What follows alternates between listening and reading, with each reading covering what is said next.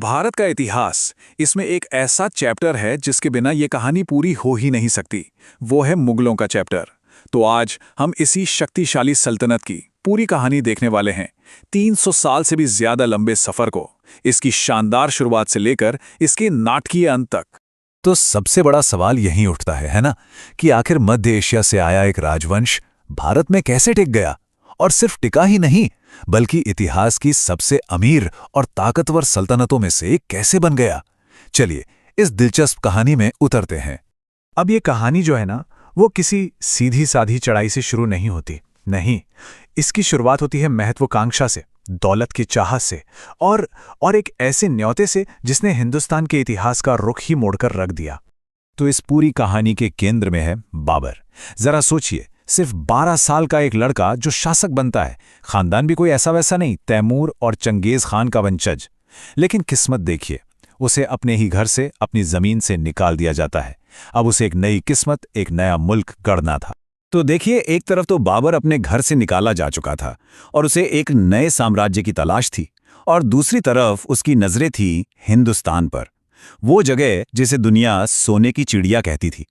अब ऐसे में जब हिंदुस्तान के ही कुछ नाराज लोगों ने उसे हमला करने का न्योता भेजा, तो ये एक ऐसा मौका था जिसे बाबर किसी भी कीमत पर छोड़ नहीं सकता था। तो बस यहीं से असली कहानी शुरू होती है। एक छोटी सी मगर इरादों की पक्की फौज कैसे एक बहुत बड़े साम्राज्य को चुनौती देती है, और सिर्फ चुनौती ही नहीं, उसे जीत भी लेती है। चलिए देखते हैं ये कैसे हुआ। जरा इन आंकड़ों पर एक नजर डालिए।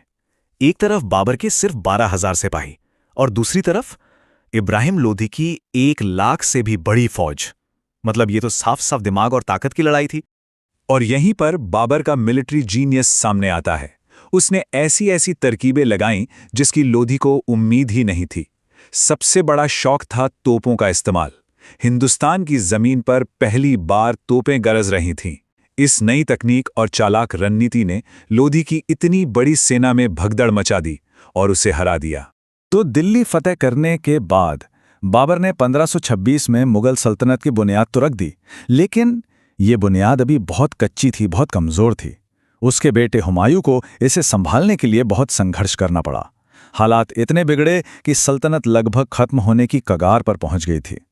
लेकिन ठीक उसी वक्त जब सल्तनत बिखरने ही वाली थी, एक नया बादशाह सामने आया। एक ऐसा बादशाह जिसने न सिर्फ इस सल्तनत को बचाया, बल्कि उसे एक ऐसी सुपर पावर बना दिया जिसकी मिसाल मिलना मुश्किल है। वो था अकबर। सोचिए, सल्तनत लगभग बिखर चुकी थी, लेकिन अकबर, जो उस वक्त सिर्फ एक टीनेजर था, उसने खुद को इतिहास के सबसे कामयाब शासकों में से एक साबित किया। तो सवाल यह है कि अकबर की कामयाबी का राज क्या था। देखिए, यह सिर्फ लड़ाइयां जीतने की बात नहीं थी। उसने जो नीतियां अपनाई वो कमाल की थीं।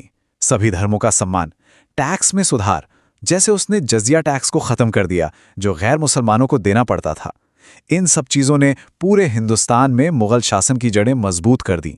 अकबर के दौर में मुगल सल्तनत 25 लाख स्क्वायर किलोमीटर में फैल चुकी थी। इतने बड़े इलाके ने बेहिसाब दौलत और कला के विकास का रास्ता खोल दिया और साम्राज्य को एक नई बुलंदी पर पहुंचा दिया। अकबर के बाद उसके बेटे जहांगीर का दौर आया, और फिर जहांगीर के बेटे शाहजहां के दौर में सल्तनत अपने सबसे शानदार, सबसे सुनहरे दौर में दाखिल हुई। आपको अंदाजा है शाहजहां के वक्त मुगल सल्तनत कितनी अमीर थी। पूरी दुनिया में जो भी सामान बनता था, उसका 1/4 यानी 25% अकेले हिंदुस्तान में बनता था, और इसी बेहिसाब दौलत से वो इमारतें बनी जो आज भी दुनिया को हैरान कर देती हैं। चाहे वो ताजमहल हो या दिल्ली का लाल किला, ये सिर्फ पत्थर और संगमरमर की इमारतें नहीं हैं। नहीं, ये शाहजहां के उस दौर की शान, उसकी ताकत और उसकी कलात्मक सोच की जिंदा मिसालें हैं। लेकिन ये सुनहरा दौर ज्यादा दिन नहीं टिकने वाला था। तख्त के लिए एक खूनी जंग शुरू होने वाली थी, और एक ऐसा नया बादशाह आने वाला था जो अपने पुरखों की बनाई हुई हर चीज को पलट कर रख देने वाला था। औरंगजेब का तख्त पर बैठना बेहद क्रूर तरीके से हुआ। उसने अपने ही भाई को जंग में हराया, अपने बूढ़े बाप शाहजहां को कैद कर लिया और खुद को बादशाह घोषित कर दिया। ये सल्तनत की कहानी में एक बहुत हिंसक और नाटकीय मोड़ था। ये स्लाइड अकबर और औरंगजेब के बीच का फर्क साफ साफ दिखाती है। एक तरफ अकबर की नीतियां थीं जो सबको साथ लेके चलती थीं, और दूसरी तरफ औरंगजेब की कट्टर नीतियां, जिसने जजिया टैक्स वापस लगा दिया, जिससे जगह जगह बगावतें हुईं और सल्तनत का खजाना खाली होता चला गया।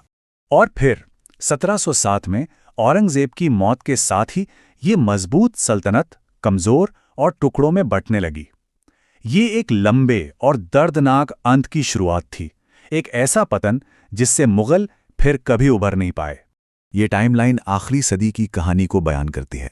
औरंगजेब के बाद एक कमज़ोर बादशाह आए, बाहरी हमले हुए, और सबसे बड़ी बात, ब्रिटिश ईस्ट इंडिया कंपनी की ताकत बढ़ने लगी, जिसने आखिरकार इस सल्तनत के ताबूत में आखिरी कील ठोक दी। जो आखिरी बादशाह हुए वो सिर्फ नाम के बादशाह थे। उनकी ताकत लगातार घटती गई और आखिर में अंग्रेज़ों ने यह ओहदा ही खत्म कर दिया। और इस तरह वो सल्तनत जिसने कभी दुनिया की 1/4 अर्थव्यवस्था को संभाला था, धीरे धीरे खत्म हो गई। एक ऐसा राजवंश जिसका सफर पानीपत की एक शानदार जीत से शुरू हुआ था, उसका अंत अपने आखिरी बादशाह के खामोश देश निकाले के साथ हुआ। तो हमलावरों से लेकर ऐसी शानदार इमारतें बनाने वालों तक, और फिर इतिहास की एक धुंधली याद बन जाने तक, आखिर मुगलों की असली विरासत क्या है?